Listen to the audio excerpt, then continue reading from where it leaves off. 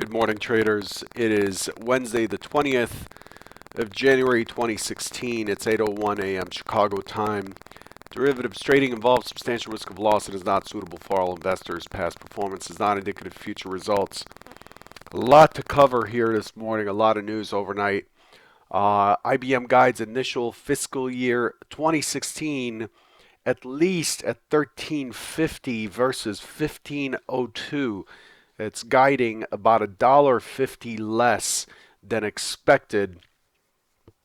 We saw a flush in the equity indices on the reopen right away, essentially causing a drop of about 15 points in the S&P on that news. Netflix reports 10 cents versus 3 cents expected, 1.82 billion in revenue versus 1.83.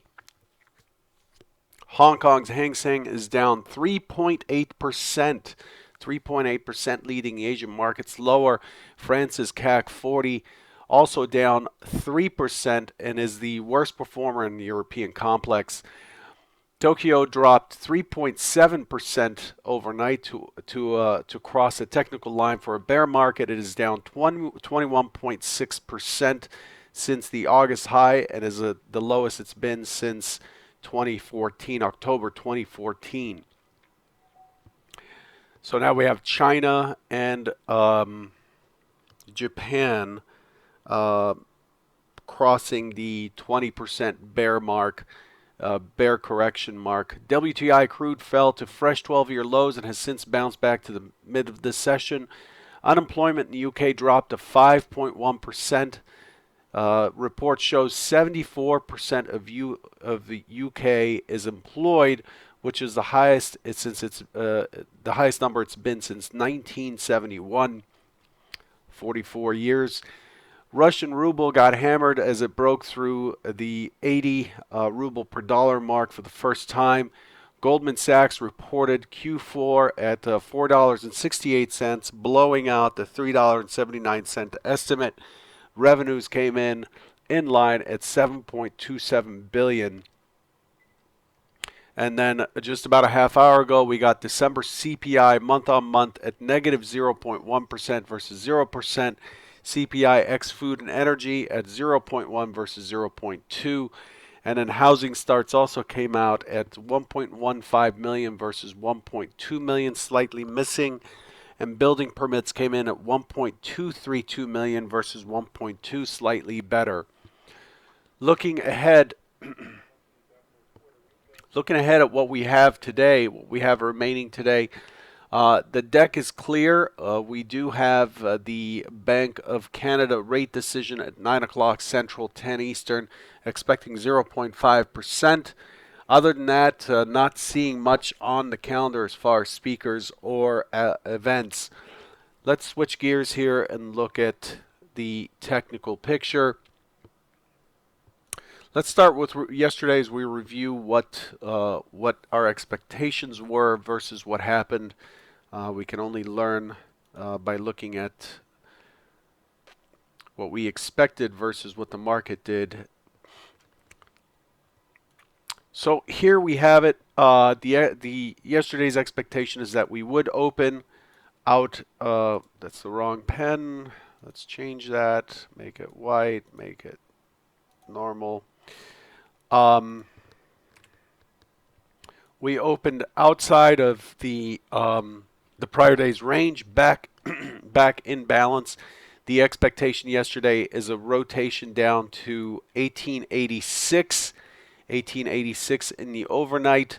That was a clear dividing line on the overnight chart. If not, then 1881 is the likely next area to test. If not, then value high, which is exactly where it got to. Value high being this gray line right here. Given that this distribution was fairly normal, we expected the value area to get some respect, and it did. We bounced off a value high, the prior day's value high, that's Friday's value high, for a pretty decent rotation of about 16, 17 points right here. The market moved out of the prior day's range, this green line, This dark green line right here is the prior day's high. The dark green line down below is the prior day's low. We moved out of the range, and the expectation was for it to base and then continue higher because I saw that Friday's action was a pretty decent base formation for the bulls to start moving back towards the 1915 area ultimately. That's not what happened. What happened is it bounced back up and then it fell back through. We did do the gap close. Once we fell back through, the expectation then is for the point of control to be tested, which is right here, value low to be tested. And basically that's what we did. It went down to the point of control, chopped around, and then we had a breakout in and through the value low before we bounce back up into the value area for the day, and then we set our point of control at 1874. The point of control moved down from up here, a point of control staying up there with the price action high, with a price action higher high and lower low, would have likely shown that buyers are likely to be back in control, although very very weakly or in a weak way, but still there. What happened instead is that it dropped the point of control down into the prior day, creating a two-day balance zone. So for that, we create a microcomposite. Essentially, these 2 days are now treated as one, and then what has happened since then, unfortunately, with the overnight news is we have broken lower. The market is still unable to find solid buyers. It keeps auctioning lower and lower prices, and it's not able to find those buyers.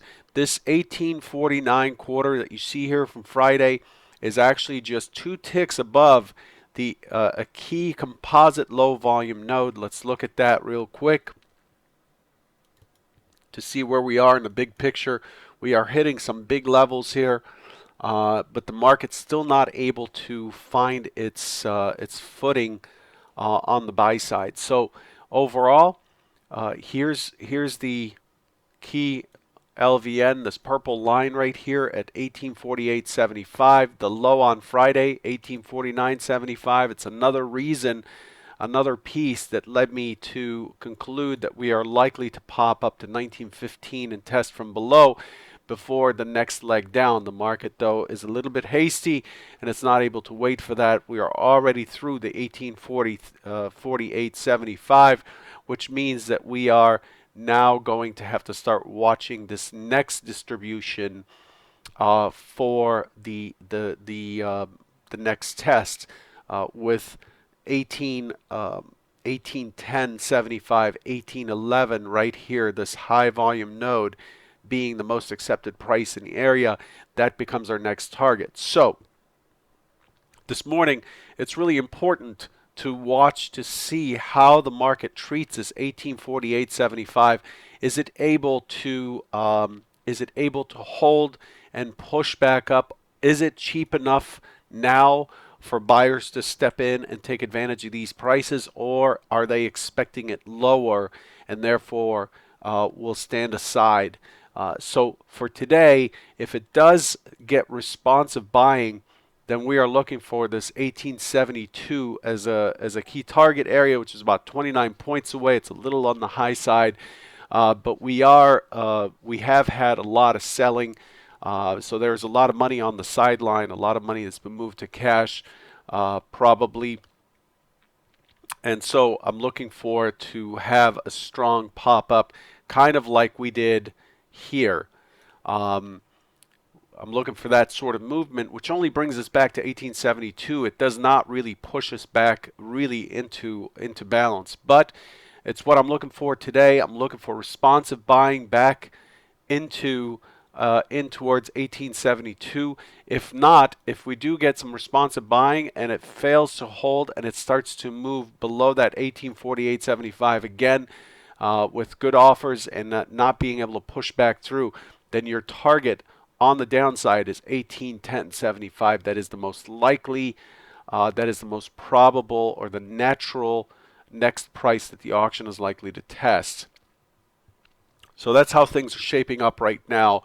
Again, just as we think that the market's got decent footing, it's not able to find that footing and continues to drop on the Asian and European sessions. So to conclude, this morning we have to follow the basic rules of the auction. We're opening down here somewhere. The expectation is for responsive buying to try to get back into this most recent 2-day balance. The key target above 1872 even and 1874. Chances are it's not likely to push that. We have not been able to find buyers so far. If we do, then that is well within range to be able to get back into the 1874. If not, then the most likely scenario, so the most likely scenario is to be responsive. It does have to work through a lot though. 1856 is one, 1870 is the next key resistance area before we push into this 1872, 1874. The expectation is it pushes back, it attempts to push back into the 1856, fights, tries again, and then starts to turn over, and then we start working our way down to 1810. That's how things are shaping up right now. I know that may be surprising, but this is how things are looking as of right now. Now, I'm not here to predict the future. I am not here to tell you that I have some better information and I have something that is going to help predict where your trade is going to go if you're already in the market, or what trade is going to be a winner. I am in the same boat as every single participant in this market. I am stacking. I'm looking for how the probabilities stack. Are they stacking on the buy side or the sell side? And then I'm looking for how much I want to risk for each probability I want to play. I put the trade on, and then I'm looking for the market to tell me if I'm surfing on a good wave or if it's going to be a loss or a dud. So please don't take what I'm telling you here as this is exactly what's likely to happen. I know there's a temptation to there's a temptation and a belief through marketing that some people know what the market is going to do. They don't. I've been in this for about 16 years professionally, and I can tell you right now that all you're doing is playing poker. You're just the only problem is the deck is continuous. It is not predictable. It's not set. There aren't 4 jacks in this deck. There are an infinite number of jacks in this deck, or whatever, or any card. That's the big difference between the market and poker. But in the end, in poker, as in the market, you are betting on probabilities. If you're doing anything else, then you're trading out of emotion. When you trade out of emotion, you have moved from the realm of being a trader to the realm of being a gambler. And you start to give the market a personality, and you start to give the market some sort of a characteristic that doesn't exist. No, the market does not squeeze the many to feed the few. The market is not there to gun for your stops. The market's not there to hurt you. The market is there to react to whatever the sentiment is in terms of dollars being invested, period. Everybody in the market is investing their money. They're putting their money where their mouth is. And so it is the type of job that is very, very difficult, in the sense that it is tying two things together that we humans tend to have a charge to, and that is the emotions of greed and fear, plus our attachment to money. And we have a very strong attachment to money. We live in a very material society. And so these two conspire to create conditions that make it very, very difficult for traders to actually stay rational and to see the market for what it is. That is the purpose of these trader bites. If you've been watching these trader bites for a while, you've seen that the process is exactly the same every single day. We're playing the same scenario over and over and over, or the same steps over and over and over, and we're secure in those steps, it leaves us to only measure what the market is doing.